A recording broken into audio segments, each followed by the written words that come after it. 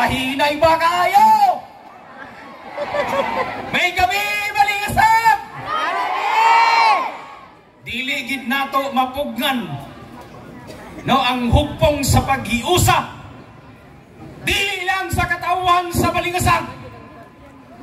Maingon man ang kasikbit nga dapit nga lungsod.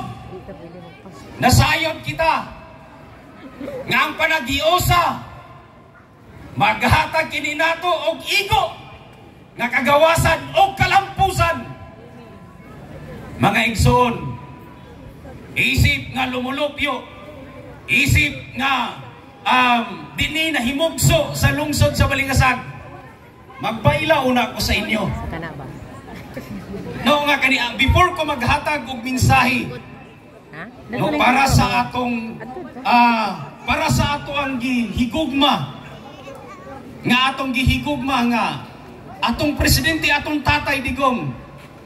We keep on praying nga always siya nga safe ditong dapita.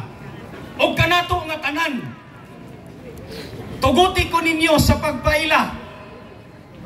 Ako, si Jory Betty, taga Barangay Dos. Luman ka lumulupyo sa Balingasag. Mga igsoon, dugay ko ninyo nga wala nakita. Dugay ko ninyo nga wala na wala siguro uban sa inyo na kaila sa ako. Because when I was nahimo nga pastor, I was recognized as pastor way back 2015. I was assigned in Hingog City. That is why nga sa napo katuig ang nilabay, 11 katuig. Wala ko ninyo nakitaan din sa Balingasag.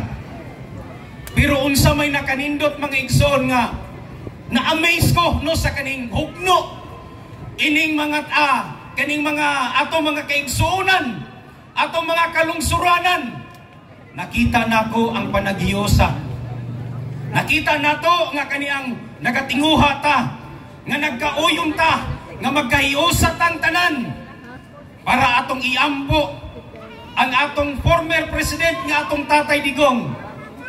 No nga makabalik siya dinhi sa ato sa Pilipinas in which nga ato pa siyang makita. Mga igsoon, wala na ako dama. Kay dili man gyud ako ang imbitado ini ang programa karon. But in behalf of our Pastor Joe Cantutay, na mapahimutang sa Talusan, the Grace Gospel Church of Christ, Things to Come Mission, ako ang ihang gipadala nini mga igsoon. No nga na sa tinuod lang dili gyud wala ko dama mga igsoon nga mapart ko niini karon nga buluhaton.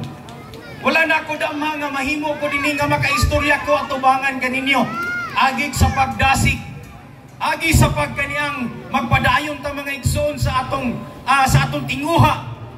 No nga sa atong paghiusa nga sa isa ka tumong tinguha mga igsoon nga atong iampo ang ang former president. No, nagpasalamat ko sa atong organizer. Nagpasalamat ko nga sa tanan nga mga katawhan dili lang dinhi sa lungsod sa Balingasag. Ana karon nga nagahiusa matur palagi sa ato ang igsoon ni Father nga dili lang kay ingon dinhi lang sa lungsod kun dili sa tibuok no sa tibok ang nasod na nagkahiusa para sa atong former president Rodrigo Roa Duterte. Mga igsoon, agi sa pagpamalandong noong una sa mamalandong ta una mga igsoon sa pulong sa Ginoo no agi sa pagdasig sa matag usa kanato. No dili lang kay tungod